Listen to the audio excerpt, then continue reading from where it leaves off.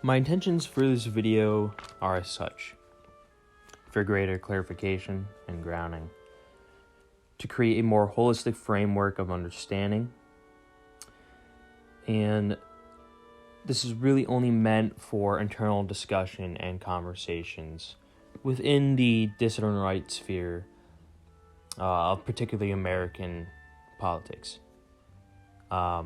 What some might still call the alt-right sphere, the alternative to the mainstream right, the far-right sphere, as characterized often by people from the mainstream. This sort of discussion slash critique is not really meant for bad faith actors. It's not meant as a kind of direct retort of any sort for people who would be considered political enemies, people who would try to downgrade white identity, or would want to tear down our unity that we have built up and that we are continuing to build and want to. Understanding race within the far right. Fundamentally, what is white? Is it people who look white? Is it a phenotype? Is it characterized by translucent skin where veins are often readily visible? Though some white people do have the ability to tan. Is it characterized by lighter shades in regards to hair, eye color, certain facial hair, body hair, etc.? The particular anatomy, from facial structure, the bone structures, the designs, the dimensions, etc., such as more protruding forehead and nose versus the jaw on a white person versus a black person, where it's in the reverse, relatively speaking. Is a white person someone who looks white but also desires to be white, but is conscious of their whiteness? Are those real white people who have maybe the phenotype and feel a duty to their people and a desire to be white? Is it people who, quote-unquote, look white, act white, and fight for white? Paraphrasing from David Lane. So is it the phenotype, the desire, the sense of moral duty, and some sort of incorporation of the behaviors, maybe like mannerisms and overall customs of the people? Is it people with particular hack blow groups that are associated with white people? Is it a particular kind of genetic marker in that way? Is it the R1b plus R1a, maybe I2,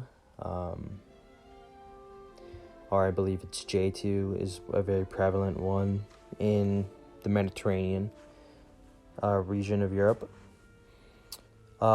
Is it peoples with Indo-European ancestry? Are those white people?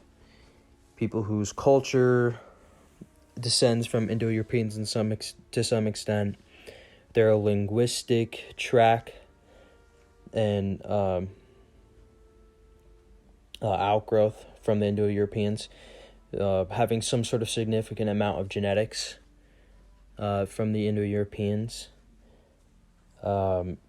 Really, I think this is kind of a fundamental question that isn't taken as seriously as it probably should.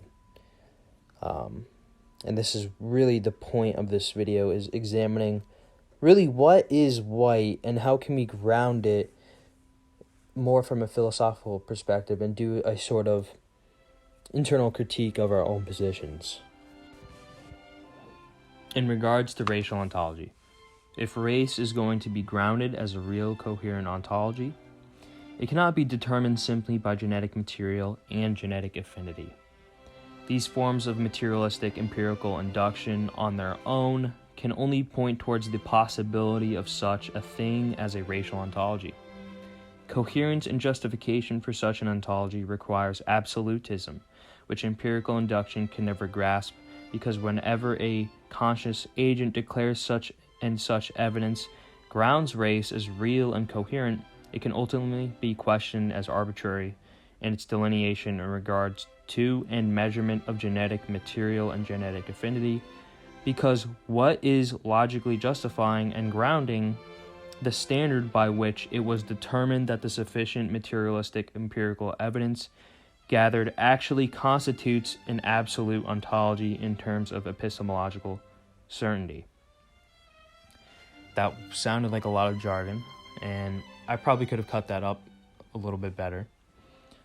But really, this kind of gets down to a fundamental problem which was brought up by, I believe, Scottish Enlightenment philosopher David Hume, which is the problem of induction. Really what we're having here is a problem of justification epistemologically of what we are ostensibly referring to as a real ontology as race, our race being the white race. And we're only kind of trying to get there in regards to noticing any sort of similarities or differences relative to other things that we believe are part of this ontology or things that we categorize as outside of the ontology. But again, the problem is that these kinds of inductive methods are never actually going to get us to some sort of coherent grounding. Common human origin theories and their implications. Theories about single ontological sources for specifically humanity, but also maybe just life in general. This would make race arbitrary, I would say. It would in fact make it arbitrary if there was a quote-unquote single ontological source that we were just sprouting out from. Even if there are real distinctions within the human hominid family, the categorizational delineations would be logically unjustifiable. They could not be grounded as anything more than just human conventions. And again, this gets into the problem of induction. There could be further philosophical problems that could be raised in regards to this, such as even interpreting. Are we even interpreting the different the similarities and differences accurately enough to create a kind of solidified delineation of a category, right? And so if Darwinian evolution is true, which is a claim of the transmutation of ontologies, essentially, race would not be real, because there is no way to demonstrate distinction ontologically. It is all a spectrum of difference, perceived difference, at least, within an ontology of sorts, if that. Race is really, or always, a becoming, in the words of Richard Spencer. I've actually remember when I would view some of his speeches that he would give in the past, around the 2016 era. And I remember this quote struck me, saying that essentially that race is a kind of becoming, it's a kind of willing. And we will it, meaning it referring to the changes that we desire to see happen, essentially. How we want to, quote-unquote, evolve or progress. Even though I think the implications of Darwinian evolution and the idea of what evolving is in that framework, it is a kind of metaphysical framework, even though it is some sort of a materialistic explanation for the life and how it kind of outgrew from other life forms. It is a kind of claim of a metaphysical system that organizes matter in such a way that it actually values quote-unquote survivability, or like strength or whatever of a quote-unquote of something that is biological. On the philosophical level, it is quite terrible science, actually. The other day, I was actually listening to a talk that was happening between Warren Balog and Tony Hovader of the NGP. And I remember hearing Warren say that race is a kind of choosing of identity. And this is the kind, and this kind of goes hand in hand with almost interchangeably using the terms race and ethnicity in certain contexts, where being a German isn't an actual ethnicity of a kind of subgroup of particular characteristics in regards to culture and genetics of a kind of greater racial ontology, but maybe sometimes it's referred to as a race. Like there's no such thing as a German race or a Nordic race or an Iberian race, a Slavic race. Even this obviously applies to what people refer to certain non-white groups, like there's like a Japanese race or a Chinese race and such. In other words, race in reality itself, in some sense, is actually something you will it to be. Because this is, we are presupposing that we are beings with volition and free will, that we are these conscious agents with something that is grander, or that in some way is not reducible and transcends the material that we seem to occupy, and that we are actually engaging in a kind of transmutation through the mere willing of it. And I think there's obviously a lot of problems with this kind of conceptualization of how race works. We can get to the materialistic conceptions of race and the problems with these conceptions in and of themselves, by themselves. For one, really, there is no grounding for ethics at all anymore. There's no ethical justifications for even why you should prefer anything at all. Why the preservation of any particular people group is a worthwhile endeavor, or why you should choose one that you are apparently a part of versus ones that you are apparently not a part of. There is simply a kind of a pragmatic understanding of just the bare struggle for survival in of itself, which is kind of just still a dubious kind of philosophical takeaway, even at this.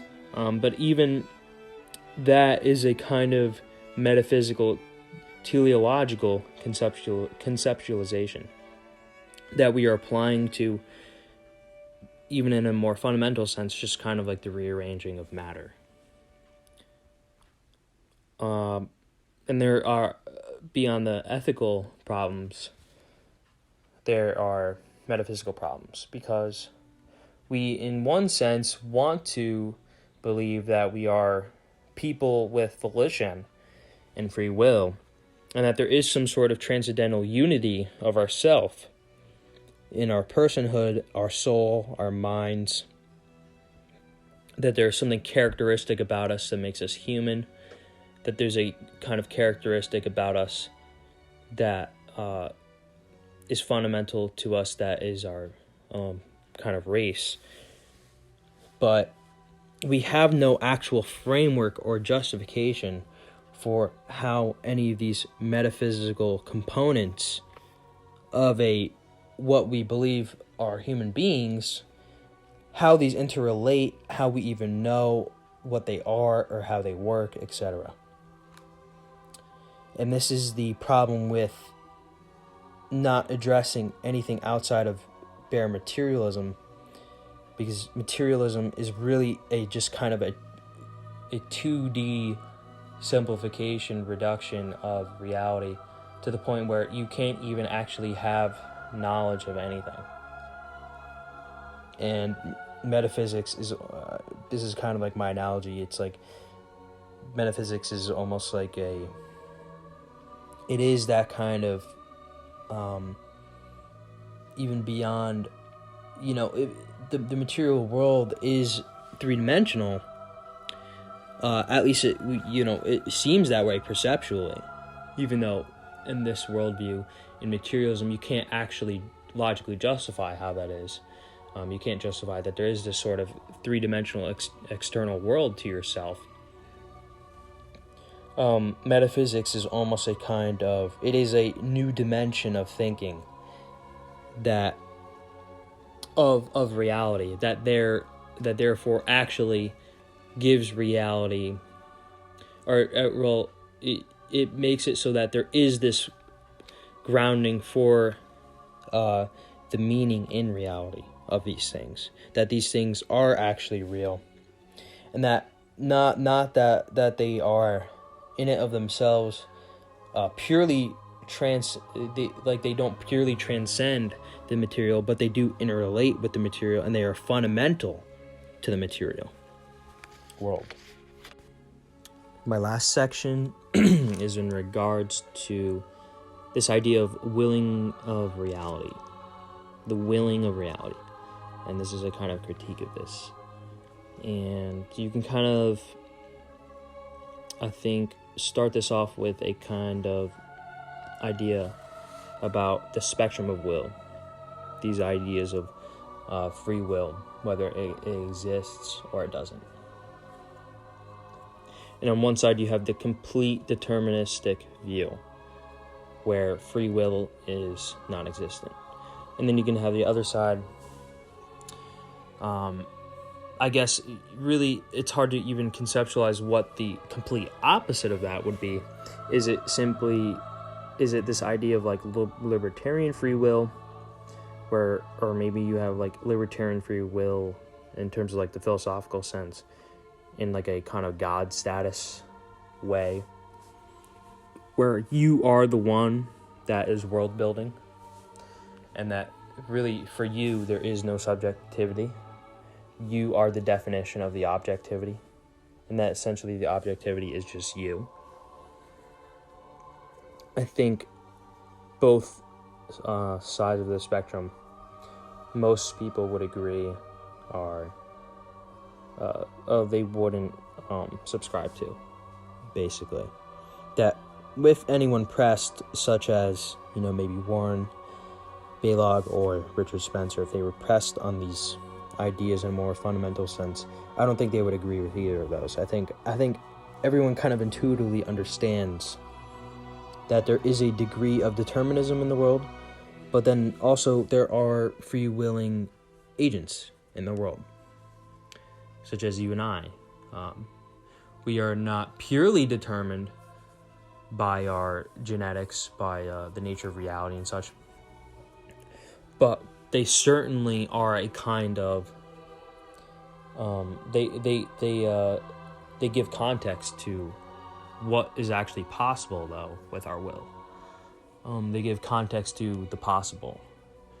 They in a certain way you could say that they constrain us to certain possibilities, right? Versus others, if we weren't constrained by them. If that was even, if it's even possible to,